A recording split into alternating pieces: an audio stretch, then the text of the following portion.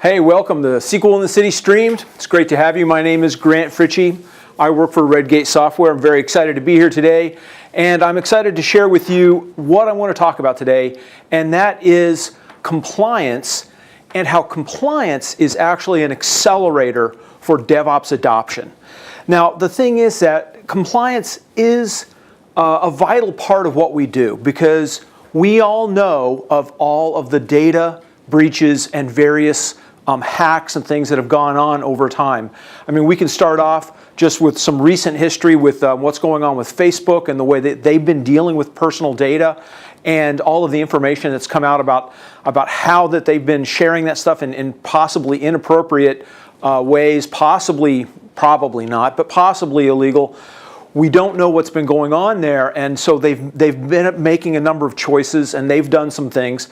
But there's more than that. Last week, here in the UK, Dixon's Carphone. Now, they're a company that behind Currys, PC World, and Carphone Warehouse. It's all local chains in the UK, and they had a hack attempt on, a successful hack on them that pulled out 5.9 million payment cards and 1.2 million personal data records. There's already suspicion that this has been used for phishing scams for other attacks and other hacks in other places. So this just happened last week here in the UK. Now, go back over to the United States last week, the same thing. Ticketfly, which is owned by Eventbrite, had a hack in which 27 million accounts had personal information leaked out. Now, it wasn't credit card information in this case, but it was all kinds of personally identifying information that was removed and available to other people. We go back a little while further, and there was an attack on Uber. Now, this one's much more interesting because, yes, all these phishing attacks and attacks directly on your production system, these are all really important. But the Uber attack, what they did was they snuck their way in through GitHub. They then identified a number of different kinds of logins and servers and various information stored within the code in GitHub, used that to hack their way into the system, and then once they were inside, then tracked down user and driver information, including credit card, personal identifying information, and all kinds of other stuff that was stored in non-production environments. So the hacks are not simply against your production servers. They come in through any kind of means and any kind of mechanism that they can get their hands on. So it's not simply enough to put a shell around your production servers. You actually have to think about processes and mechanisms that are going to protect things past production. Now, at the same time, all of this compliance stuff is coming in, we know that there are legislation pushing us to have to deal with things. For those of you who've been hiding under a rock, there's this thing called the GDPR, the General Data Protection Regulation, came out for the EU, for any EU citizens' data stored anywhere. If it's an EU citizen's data, there are certain types of protection, including the right to be forgotten and all kinds of other stuff that is now in effect and has been in effect. And the punishment aspect of it, the enforcement aspect of it, started the 25th of last month. So we are coming up on the 30-day notice period in which people would, if there was a problem, they should have 30 days to address it. And we're coming up to the end of that to where we might start to see fines and whatnot coming out of the GDPR. So that's an enforcement mechanism that's coming in because of all these hacks, because of all these issues. But it's not just the GDPR. There's legislation coming in from countries all around the world that's more and more stringent around protection on people's information. But it's worse than that. It's not countries. We also have stuff like the SHIELD Act from New York State. That's called Stop Hacks and Improve Electronic Data Security Act. Now that has very similar positions to the GDPR, and it's going to cause a lower level of concern in terms of protecting data. And There are rumors that California is doing stuff like that too, and there may even be municipalities that are starting to look at various kinds of data protection that they can do. And so this data protection idea is becoming more and more prevalent. There are more and more laws. There are more and more strictures on us. Now, simultaneously with all this stuff going on, all these hacks and all of the responses to the hacks, we are attempting to implement DevOps. We are attempting to expand what we do and how we do it within IT. And the thing that we're running into is that the core of DevOps is the elimination of silos. It's to get a communication mechanism in place, the ability to hand off not simply code, but process and methodology and all the rest of this stuff. And the thing is that development has never been just about development. Development has always been about the production servers, always. And operations and the protection on the production servers has never only been about the production servers and operations. They've always been intimately integrated with development. None of these two things has ever been actually separated. But we've built artificial walls, and we've put up artificial strictures and put things in place that have made it harder for both sides to communicate. And the DevOps movement has come along and has said, hey, you know what? Let's stop all that stuff. Let's start talking to each other. Further, DevOps drives the communication to the business. So instead of just talking to DBAs and developers, or developers to DBAs, or everybody to the VM management team, we now are actually talking to the business in a more direct way. All of this starts to lend itself towards more automation, better communication, and ultimately a safer, faster deployment mechanism. And that's what we're on. That's the whole idea that we're after. But now here's the thing. We have on one hand more and more and more compliance.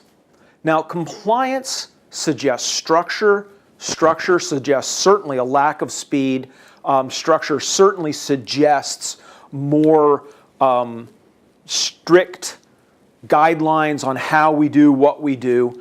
And on the other hand, we have this desperate urge to communicate and deliver and move faster. And if you look at it from a certain light, compliance is going to prevent DevOps. And DevOps is certainly going to interfere with compliance.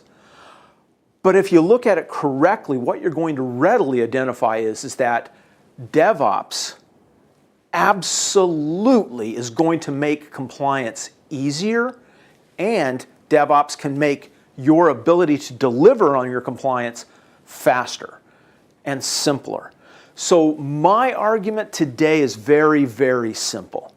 My argument today is that implementing DevOps is going to accelerate your ability to do compliance. And the compliance regime that they are putting on top of us actually accelerates the need to have DevOps in place. These two things are not opposed. They go hand in hand. Let's see. So before we keep going, I want to stop one moment and let's just say what I mean when I say DevOps, especially when we talk about database DevOps. That can be very confusing to people. So if you take a look at this slide that's up on the screen now, you'll see that this represents a somewhat, representative sample of a development process. There's information in production. Production information gets moved back into the dev environment. We work on stuff inside of dev. Dev goes through some sort of test processes. The release occurs, and then off it goes back into production again. And so this is a pretty standard approach for development and deployment. But from a DevOps standpoint, we need to drill down on it a little bit. And I'm going to start at the most important part of this entire process, and that is on our production servers. Our production servers are where all of the data lives. All of the compliance issues are going to start in production. All the security starts in production. And most importantly, our monitoring starts in production. Now, monitoring is actually a fundamental part of DevOps. It drives first just tracking compliance, ensuring that we've got servers online, which, by the way, is a requirement in the GDPR that information is accessible. And if it's not accessible, you need to know why it wasn't and be able to report back on that information. So you have to have some type of monitoring in place inside of your production environment as part of meeting GDPR. Further, monitoring drives DevOps because monitoring drives innovation. As you're noticing that, hey, this thing is running slow, there's some issue with this server, we need to make changes, so we're going to go into our development environment, make some changes, test those out, and put them back into production. So monitoring is a fundamental part of what we're doing both from a compliance standpoint and from a DevOps standpoint. It is a driver and a fundamental aspect of it. So we're starting there. So we start in production, we cover our production servers, we ensure that we've got monitoring in place, we ensure we've got protection in place on production, and we do not surrender the protection of production environments. Now, part of that is that we are going to create backups. We're going to create copies of our production server, and that's all nice and good and an important part of what we're doing, right? Protection is protection. But then we're going to move into what we call provisioning. Now, in provisioning, what we're talking about is creating copies of our production environment. Now, copies of our production environment are not really copies of our production environment because per compliance, per the GDPR, I cannot and should not be sharing personally identifying information into my non-production environments, which are frequently less secure. So I must have some mechanism when I provision, when I create copies of my production environment, I have to have some kind of mechanism of cleansing that data, of masking that data, of doing something with that data to ensure that while it resembles and behaves like a production environment, it is not production data. We are not sharing production personally identifying information. We are still meeting compliance. So provisioning is a fundamental part of that. And you are going to run into all these fun things that you can do with, containers and Kubernetes and all the rest of that kind of stuff. Nothing changes with all the ability that we have down there in Dev to set up entire environments. As a matter of fact, the whole shift-left mechanism absolutely drives and supports this type of approach. But in order to have data, especially persisted information that we're going to store and share inside of our development environment, we must have the mechanism to mask that stuff off. Without that, you're going to run into issues. Now, finally, we've provisioned environments, we've got things set up, we can start doing code. Now, application code has long believed this, but database code has been trickling in kind of slowly. We have to use source control. Source control also helps us with compliance. Why? One, we know what we changed. We know who changed it. We know how it got changed. Especially if we're automating through a source control process, we can actually ensure that this is part of our documentation.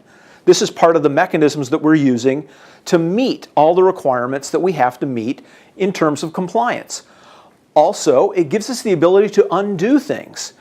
As part of DevOps, if we've got things wrong, if we've done something bad and we need to undo it, we need to roll it back, we can quickly do this using source control, whereas trying to do it through other mechanisms, usually manually, causes all kinds of issues.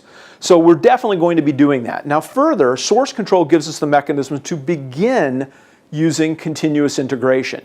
Now continuous integration is fun because continuous integration, people start to think of it like, well, I set up a continuous integration server, I have a single continuous integration process, we're done, talk to you later.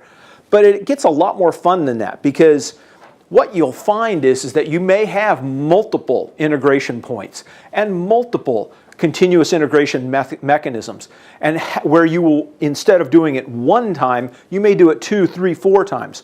For example, we had a simple CI process that we ran against our data and our information, and as we made changes to the database, as we made changes to the code, we ran it through a very quick, easy, continuous integration process.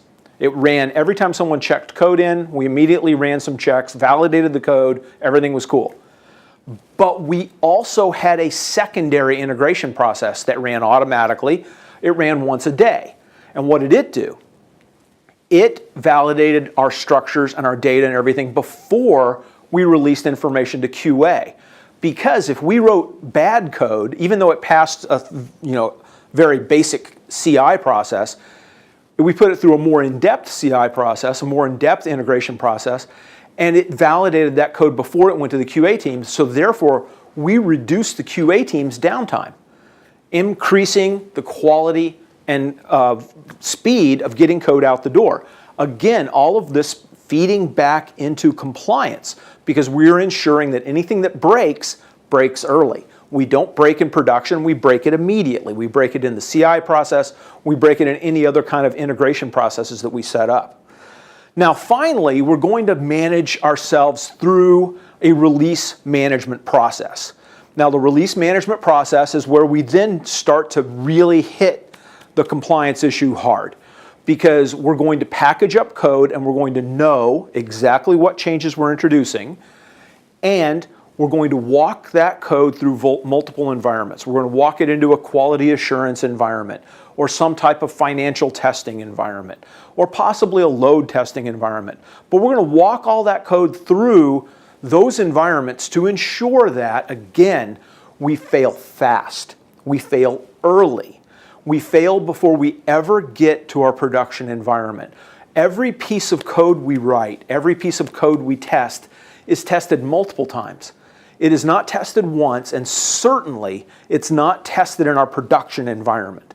We are providing protection, compliance, in fact, through our DevOps process by walking through these multiple environments, by ensuring that we can meet all of these requirements by going through all these different environments, by going through automated testing, and by ensuring that we are doing a documented process, again, meeting the GDPR, that we are showing documented sets of changes, again, meeting the GDPR, and that we are controlling how they go out the door and ensuring that our servers are up and the data is available, again, meeting the GDPR. So this whole DevOps process is wrapped together, automated, and documented. It speeds development, yes, absolutely. It makes it possible for us to do shift-left testing and shift-left mechanisms, absolutely.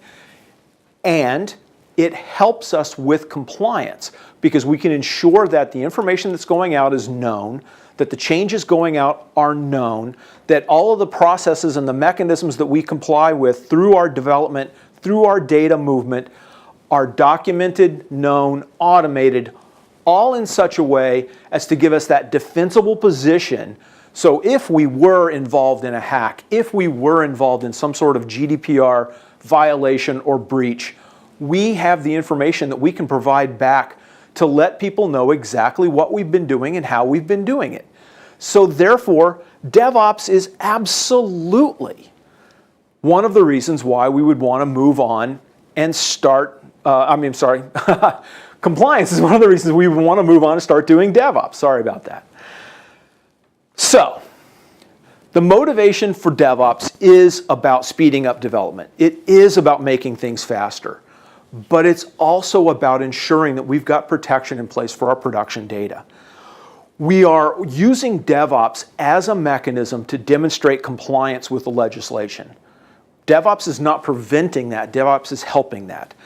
We are using DevOps to reduce the time to deal with any kind of data breaches that we have. If we had some problem, if there was an issue, by using a DevOps mechanism, you can speed your ability to deal with that. Come within the 30-day window, make the changes that you have to make in a timely fashion, rather than slowly through some slow waterfall process or worse yet, just some completely undocumented, boy, let's throw it at the wall and see what sticks process. We're going to follow methodologies that are documented, tested, and that allow us to roll out. So the thing is that we do not have to worry that DevOps is going to have a negative impact on the organization and the organization's ability to meet compliance issues. In fact, we need to look at DevOps as a gift. DevOps is our ability to better meet compliance. DevOps is our ability to better comply with the regulations that we're going to have to meet. We have to reassure the internal stakeholders that are involved in all of these processes, both compliance and DevOps, that in fact, each of these things works well together, that there's not a conflict, that in fact they are complementary. And we want to arrive at a place where we start to look at these things as tools that assist in implementation of each. The compliance is going to make it somewhat easier to do DevOps because it's an outside impetus. And DevOps is going to make it easier to do compliance because it provides you with better, more documented, faster mechanisms for delivery.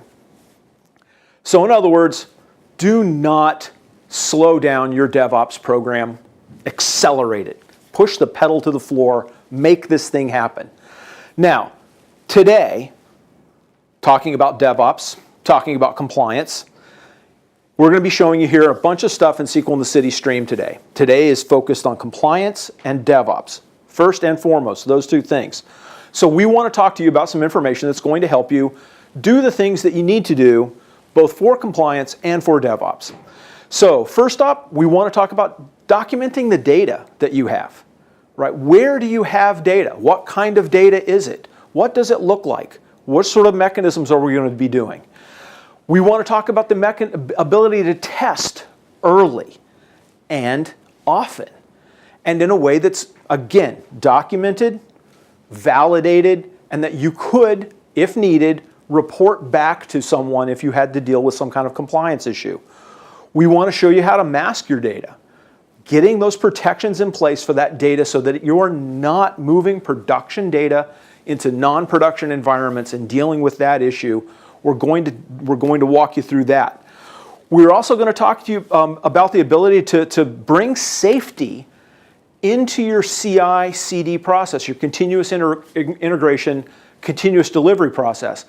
Not only bring safety into that process, which is vitally important, but also make that process a part of your safety delivery.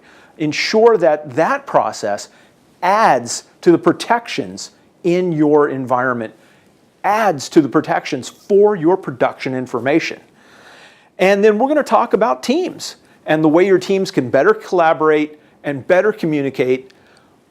All of this is going to be done through a series of tools provided by Redgate software. So hopefully today is going to be very useful to you. You're going to get a lot of information, and we're going to have a good day. So thank you for your time. Appreciate it. Look forward to talking to you on SQL in the City Streamed.